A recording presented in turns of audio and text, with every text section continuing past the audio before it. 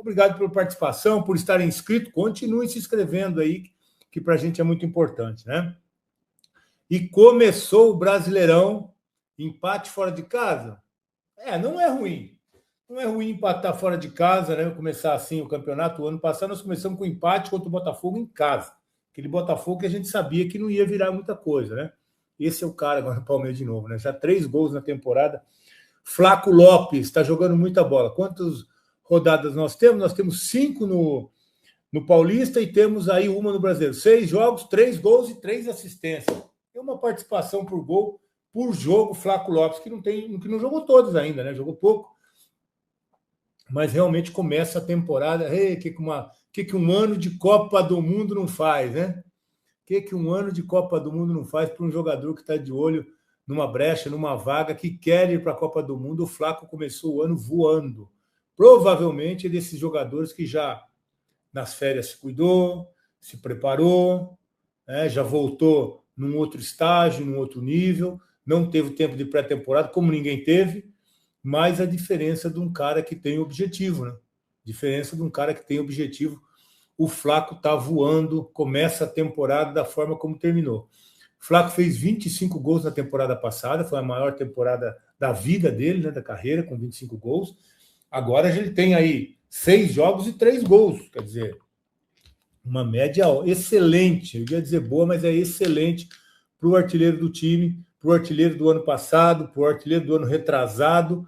E o Flaco Lopes vem aí seguido, batendo os recordes pessoais, jogando bem e ajudando o Palmeiras.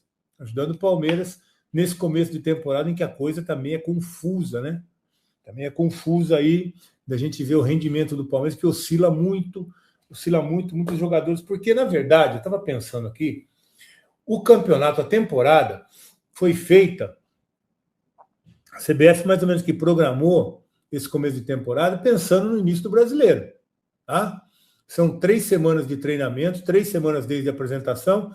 Então, agora que os jogadores começam a estar num estágio físico melhor, num nível melhor técnico. Então, eu acho que a CBF pensou no produto dela. Vamos dar 3 semanas para os caras treinarem e depois a gente começa nosso campeonato. O Paulistão, o Paranaense, o Carioca, o Mineiro, o Gaúcho, os estaduais que se danem, né? Os estaduais que se danem, porque começou aí com 1 semana de treinamento, já a bola rolou. E o que nós vimos é isso, ninguém em condição. A gente vê os times grandes sofrendo no Paulista, sofrendo no Carioca, sofrendo no Mineiro, sofrendo no Gaúcho. Então, é um campeonato que realmente as federações vão se apertando cada vez mais, vai deixando de ser referência, vai deixando de ter importância, e os clubes e a própria CBF olhando aí para o seu peixe, né? A CBF está olhando para o Campeonato Brasileiro, Copa do Brasil, e os estaduais, o problema é das federações que cuidam dos estaduais, que não tem mais data, não tem mais calendário, não tem mais preparação. Muitos times, como o Flamengo, começou com o time de juvenil, sub-20, o Palmeiras também começa com o time mexido, o Santos, o Corinthians, enfim. É a dificuldade que se tem nesse começo de temporada, e agora o time está evoluindo, mas longe, ainda oscilando muito ainda, né?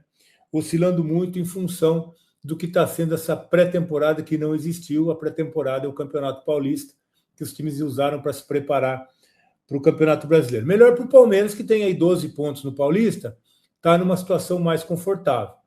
Mas realmente o que a gente está vendo dos atletas é os times oscilando, os atletas oscilando, e o Palmeiras com problema, né? Palmeiras com problema, olha só hoje o que fez o Kelvin, meu Deus do céu,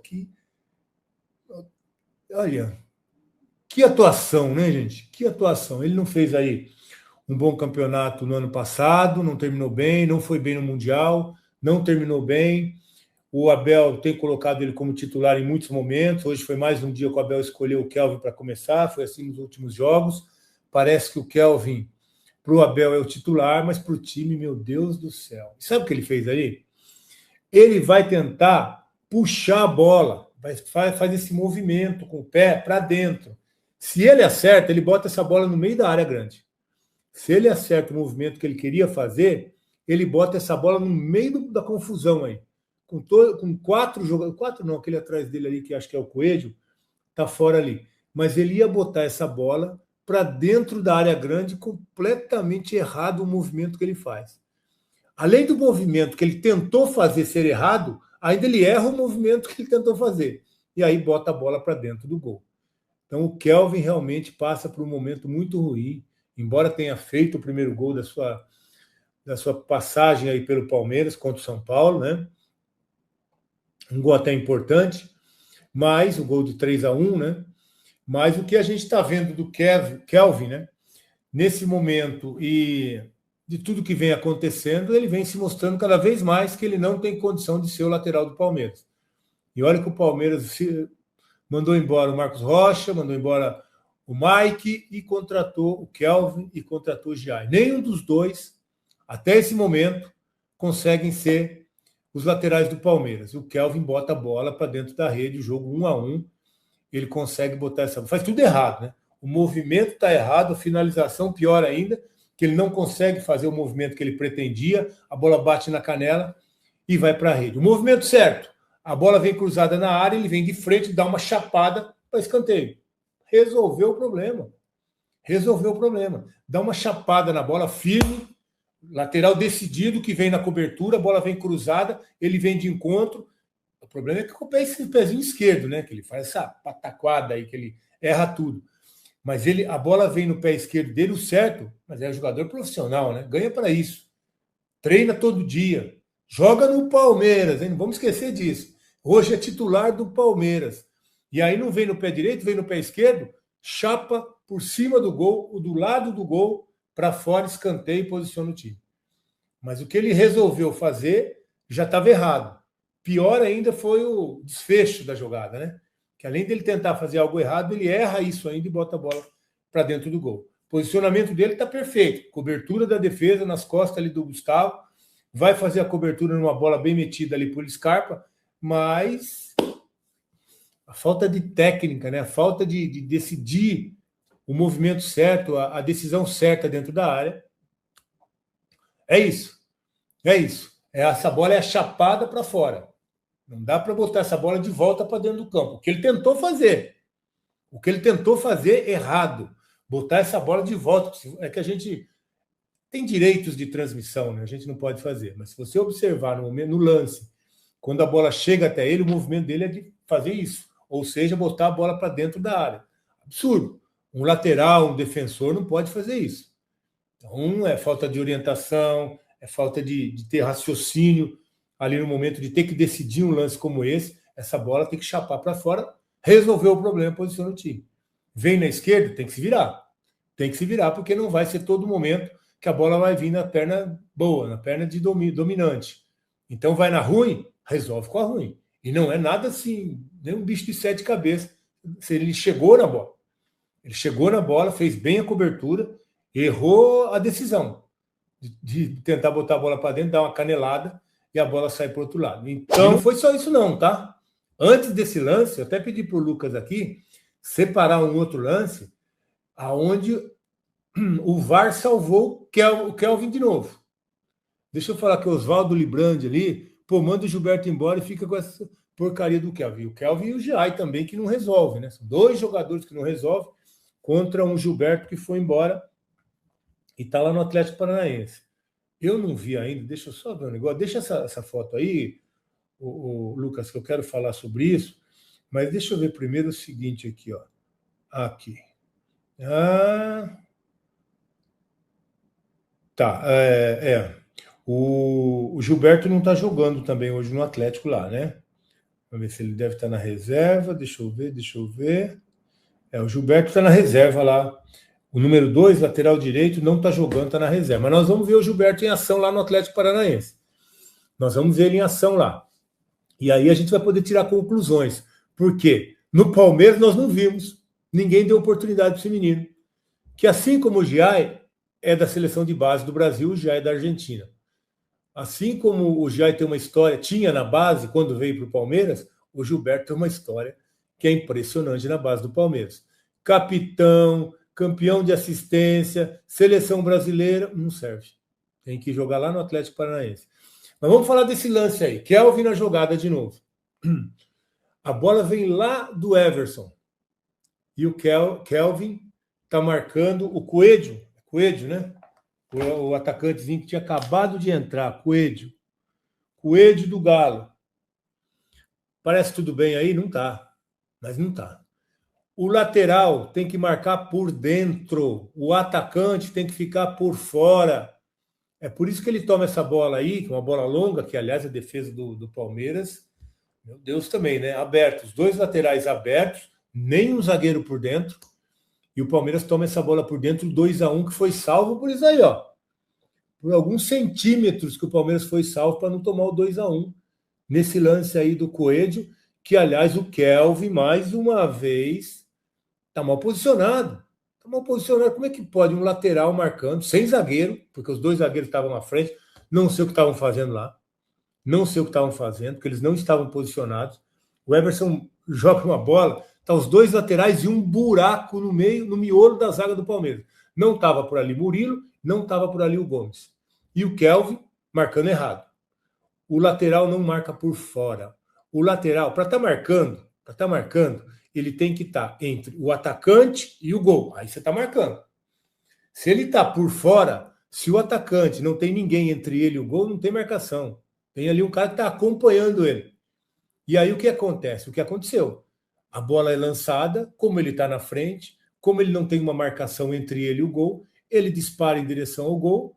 O Kelvin, que vem por fora, não tem condição de antecipar, até porque ele era o último homem. Se ele faz a falta fora da área, ele é expulso. Se ele faz dentro da área, é pênalti. Então ele deixou a definição só pressionando o Coelho ali e ele decidiu bem e fez o gol. Foi salvo por isso aí, ó. Foi salvo por centímetros, porque realmente o Kelvin estava mal posicionado também. Então não é isso que a gente tem que analisar. A participação do Kelvin poderia ser decisiva contra o Palmeiras nesse jogo, porque ele erra no gol, faz um gol contra, erra completamente, faz o gol, né, faz o 2-1 com esse lance aí, ele faz o 2-1 para o Atlético, e nesse outro lance, o 2-1 que foi anulado pelo VAR, ele também, não é que ele dá a condição, ele dá a condição não de dar a condição para tirar o impedimento, ele dá a condição do atacante levar a vantagem, porque ele não marca da forma como deveria. A marcação tem que ser entre o atacante e o gol. Ele estando por trás, acontece o que nós vimos. Uma arrancada sem condição de ser interceptado e o Coelho faz o 2-1. Então é outro problema que o Palmeiras tem aí, que vem se mostrando seguido, né? Várias vezes a gente vê esse problema na lateral direita, principalmente com o Kelvin quando ele precisa defender. Quando ele vai à frente, até cruza uma bola bem, até faz uma aproximação, uma conexão ali com o Alan, que joga por ali, até se apresenta bem. Mas defensivamente, o que é a função dele? Qual que é a primeira função do lateral? Marcar, defender. É isso aí que ele não faz. O básico, ele não consegue fazer. E isso está criando um problema para o Palmeiras. Está criando um problema para o Palmeiras. Se a gente voltar lá atrás, o jogo contra o Flamengo no Maracanã do Brasileiro, que ele voltou naquele jogo, eu não sei se foi o primeiro ou o segundo gol, acho que foi o primeiro gol. O primeiro gol do Arrascaeta, foi o primeiro gol. Quem deu condição, Kelvin, aberto lá pelo lado direito, atrás da linha defensiva, dando condição para a jogada que saiu por dentro, para a finalização do Arrascaeta. Aí o Fux saiu lá no Pedro girou, botou a bola no Arrascaeta, o Kelvin deu condição lá do outro lado, e aí sai o gol do Flamengo. Então é sempre um problema de posicionamento. Não é possível que não vê isso, gente. O Palmeiras hoje tem o auxiliar que é responsável pela defesa, o auxiliar que é responsável pelo ataque, a bola parada tem alguém que é responsável, posicionamento, como é que pode? O jogo do Flamengo foi isso aí. O jogo do Atlético, de novo, e ninguém corrige. Ninguém corrige, o cara continua se posicionando mal, dando condição para o ataque do adversário e saindo gol, hein? Saiu o gol no Maracanã, saiu o gol aí na Arena MRV, só não foi confirmado, porque o VAR acabou anulando o gol do Atlético. Mas realmente o Palmeiras começa o Campeonato Brasileiro, o Campeonato Paulista, com um problema defensivo, né? Com um problema para se resolver na defesa. Já tomou aí 5 gols no Paulista, começou o Brasileiro tomando mais 2, o Palmeiras tomou 2 gols de escanteio. Hoje não foi nenhum, não, né? Hoje não. Mas o primeiro gol também, a gente tem que falar sobre a falha do Murilo também, né? O primeiro gol, o Murilo erra a bola. Então o Palmeiras tomou 2 gols por erros. E poderia ter tomado o terceiro por erros também. Palmeiras que renovou o contrato de Lucas Evangelista. Mesmo sem jogar desde setembro, o Evangelista é avaliado como alguém bastante importante no elenco do Palmeiras para 2026. Quando ele foi contratado em janeiro do ano passado, estabeleceu-se um contrato até dezembro de 26, prorrogável por mais um ano, desde que ele batesse metas em 2026. Para evitar que o Palmeiras corre o risco de perder o jogador, mesmo com o Evangelista machucado, o Palmeiras lhe ofereceu a extensão desse contrato até dezembro de 27. O Evangelista gostou da sugestão e o acordo está encaminhado. Importante registrar que o Evangelista sofreu um rompimento no tendão da coxa direita em setembro do ano passado e está na reta final de recuperação. Abel Ferreira tem lamentado bastante a ausência do jogador, que se encaixou num primeiro momento muito bem para substituir a Richard Rios, vendido por Benfica por mais de 30 milhões de euros. Valeu por acompanhar mais um giro de notícias do Palmeiras. Aqui você fica sempre bem informado sobre tudo o que acontece no Verdão. Deixe seu like, se inscreva no canal e ative o sininho para não perder as próximas atualizações. Até o próximo vídeo. Forte abraço!